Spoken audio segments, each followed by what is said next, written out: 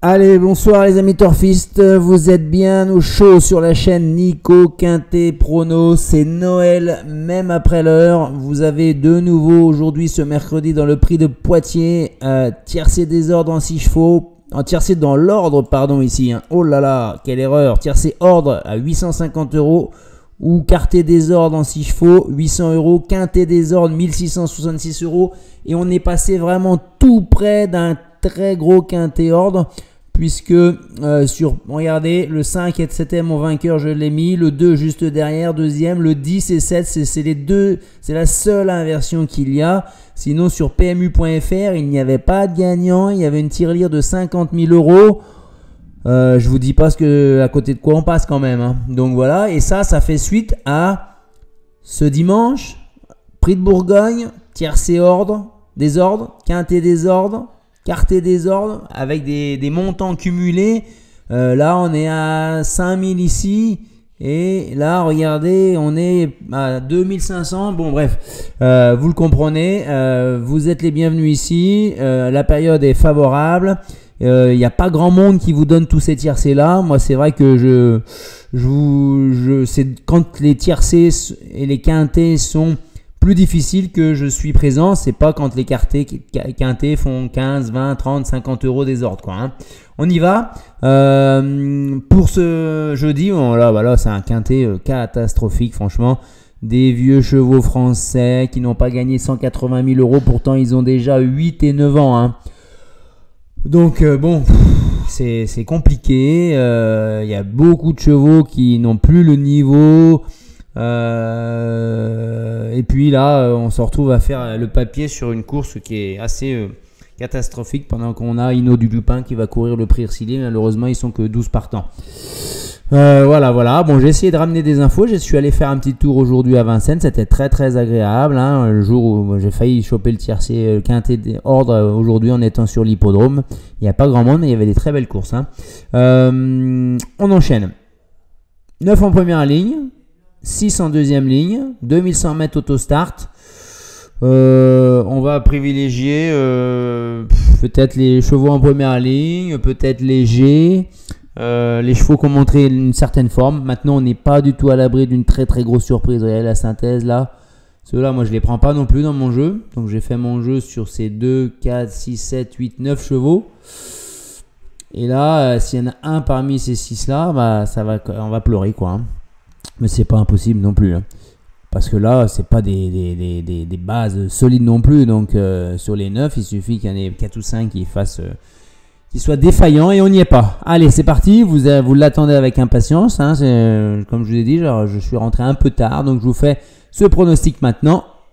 On élimine quand même 7, 9, 13, 14. Ensuite on y va, base gagnante.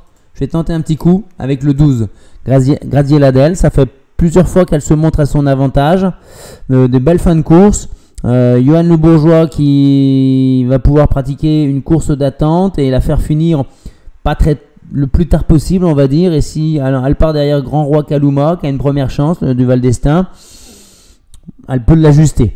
Donc on y va avec Graziella-Del. Ensuite, je vais pas m'étendre de trop parce que franchement, il n'y a pas grand chose à dire sur ces chevaux-là, hein.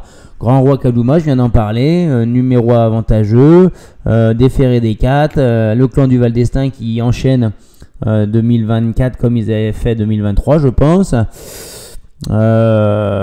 Aptitude, attendez, le 3, oui, pas une grosse aptitude au parcours, hein, par contre, si, aptitude au parcours.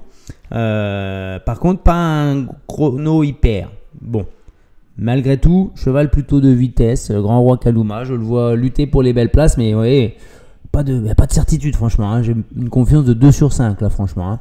Ensuite le 4 Go to America, elle vient de bien courir abattant Gamin Jabba avec 25 mètres d'avance dans le clan des amateurs. Là, c'est pas une grande débouleuse. C'est pour ça que j'en aurais fait ma gagnante, une base assez solide, mais c'est pas non plus, comme on dit, la sécurité sociale Go to America. Mais avec Pierre Vercuis, il la connaît bien. Elle devrait pas sortir des 4 peut-être. Ensuite, le 5 Grand Sourire. Il avait un petit peu déçu la dernière fois. Il était venu un peu trop tôt. Il a besoin d'avoir, il peut faire qu'un seul effort. Le tandem avec Benjamin Rochard marche super bien. Le chrono sur le parcours est très bon. L'aptitude, parcours de vitesse, hippodrome, ferrure, tous les feux sont verts hein, avec le 5. Ensuite, on y va avec le 11, Guido Josselin. Alors là, il a rien dans son papier qui le prête à bien réussir dans cette course-là. Parce que Vincennes, le parcours,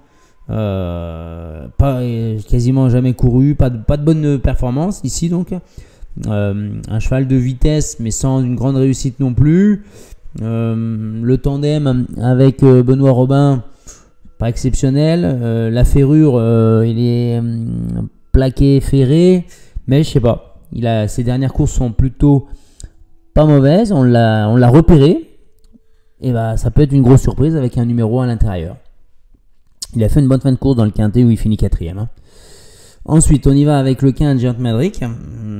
C'est pas l'épouvantail qu'on pouvait s'attendre. Il est déjà au niveau de la ferrure, il est ferré, mais il a déjà bien fait comme ça, ferré des 4. Hein. Par contre, le chrono est catastrophique. Hein. Il a son record parcours de vitesse, c'est l'un des plus mauvais. Par contre, le tandem avec Mathieu Abrivard fonctionne à merveille. L'aptitude à Vincennes, ça pose pas de problème, mais sur le parcours, il n'y a pas grand chose. Voilà, c'est pareil, ça peut bien faire. Ensuite, on enchaîne avec le 2 Gis, avec Eric Raffin, qui se voit une bonne chance. Hein, il se met 3e, je crois, ou 4e dans son pronostic. C'est pas négatif, il y a du plus, il y a du moins. Le moins, c'est le parcours et l'hippodrome de Vincennes qui n'est pas sa tasse de thé. Le plus, c'est le tandem avec Eric Raffin qui fonctionne bien. Les records sur les parcours de vitesse hors Vincennes qui sont bons. La ferrure des ferrés des 4, c'est bon. Donc voilà. Et enfin, on termine avec le 8 Gypsy Bond. La drift de Sébastien Ernaud, il vient de l'emporter avec lui. Comment dire, j'ai hésité à le mettre en bout de piste. Il vient de gagner, il est en forme. J'ai privilégié la forme en fait, malgré le numéro 8. Il y a un record qui est convenable. Le tandem avec son driver est bon. L'aptitude à Vincennes et au parcours est plutôt moyenne. La ferrure, c'est convenable. Il est déferré des 4, de toute façon. Mais je ne me voyais pas le retirer non plus. Retirer un cheval qui vient de s'imposer. Bon, bref. Du coup, j'ai mis de côté Gourou qui se fait attendre depuis il a été écarté 12 à 14 mois. Ça devient difficile. Allons-y avec... Alors attendez, hop, on est allé un peu trop vite. Le béton Graziadel, c'est pas une grosse confiance non plus. Hein. Je suis plus confiant avec le copain. Une base, grand sourire, je le vois pas sortir du quintet plus. Le coquin Guido Josselin, c'est un coup de poker, franchement. Hein. Le turf, il l'annonce à 33 contre 1. Avec, ouais, ça va être ça, ouais. Et la déception, j'ai pas éliminé Figaro Gemma, mais bon, j'y crois pas beaucoup non plus. Hein. Malgré son numéro à l'intérieur elle pourrait ramasser les morts dans la ligne droite. C'est un nom, gros. Alors voilà, j'espère que le quintet plus de vendredi à Vincennes, de samedi à Vincennes sera de meilleure qualité, je le pense. Hein. On s'achemine sur un beau week-end encore à Vincennes.